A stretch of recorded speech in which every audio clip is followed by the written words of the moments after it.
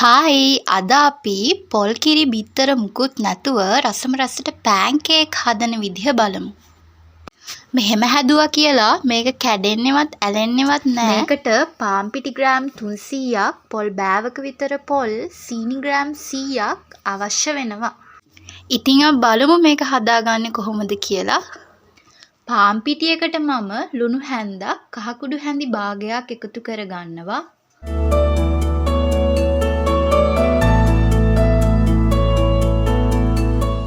ඊට පස්සේ මම මේකට වතුර පොඩ දාලා උකු මිශ්‍රණයක් හදා ගන්නවා.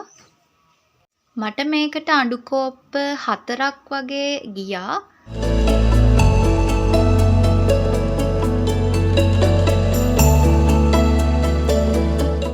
මේ වගේ උකුවට මේක හදා ගන්න ඕනේ. වතුර ගොඩක් වැඩි කරගන්න එපා. එතකොට මේක මේ හදා ගන්න බෑ, ලස්සනට කැඩෙන්න බලනවා. ඊට පස්සේ අපි මේක හොඳට පෙරා ගමු. මොකද මේ පාන් පිටි කැට තිබුණොත් ලස්සනට හදාගන්න බෑනේ. මේක මම විනාඩි 10ක් වගේ වහලා තියෙනවා. ඒ අතරතුර අපි මේකට අවශ්‍ය පැණි පොල් එක හදාගමු. එනසාල් 3ක් වගේ අරගෙන තලාගෙන මම මේ පැණි එක හදන අතරතුර එකතු කරගන්නවා. මම ඉස්සෙල්ලම භාජනයක් මේ වගේ ලිපේ තියලා ඒකට සීනි හැඳි 3ක් වගේ එකතු කරලා පොඩ්ඩක් කර කරගන්නවා. සීනි ටික කර වුණාම ඉතුරු සීනි ටිකත් මේකට ඇඩ් කරලා උණු වතුර කෝප්ප භාගයක් විතර මේකට දාගන්නවා.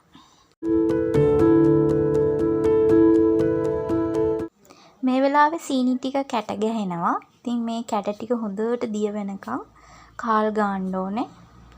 මධ්‍යම ප්‍රමාණයේ ගින්දරක් මේ වෙලාවේ තියාගන්න ඕනේ. මේකට මම ලුණු හැඳි කාලක් එකතු කරනවා. අපි තලාගත්තු කරඳ මුංගු ටිකත් එකතු කරගන්නවා.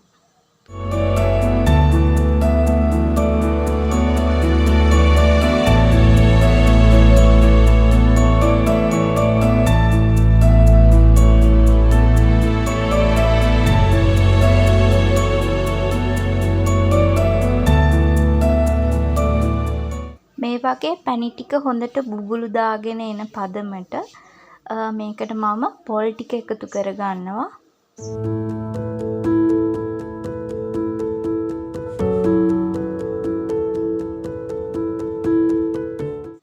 ඊට පස්සේ පොල් ටිකයි පැණි ටිකයි හොඳට මිශ්‍ර කරගන්න.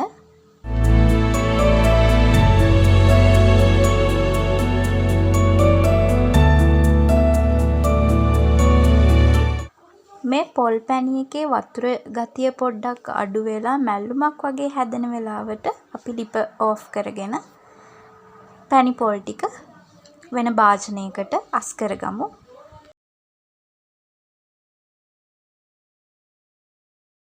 මේ තියෙන්නේ අපි හදාගත්තු පැණි පොල් ටික. හරි, දැන් අපි අපේ පෑන් කේක්ස් ටික හදාගමු. පෑන් එකක් ලිපේ තියලා ඒකේ තෙල් ටිකක් හරි බටර් ටිකක් හරි ගාගෙන අපි අපේ මිශ්‍රණය මේකට දාගමු. මේ විදිහට තැටිය කරකවලා ලස්සනට රොටිය හදාගමු. ගොඩක් තුනීවටත් නැතුව, ලොකු ඝනකමකුත් නැතුව ලස්සනට මේක හදාගන්න. මේ බලන්න මේකට බිත්තර දැම්මේ නැහැ කියලා ගැලවෙන්නේ නැතුව තියෙන්න. හොඳට ලස්සනට ගැලවෙනවා. මේ විදිහට පිඟානක තියලා අපි මේකට උණුවෙන්ම පැණි පොල් ටික දාලා රෝල් කරගමු.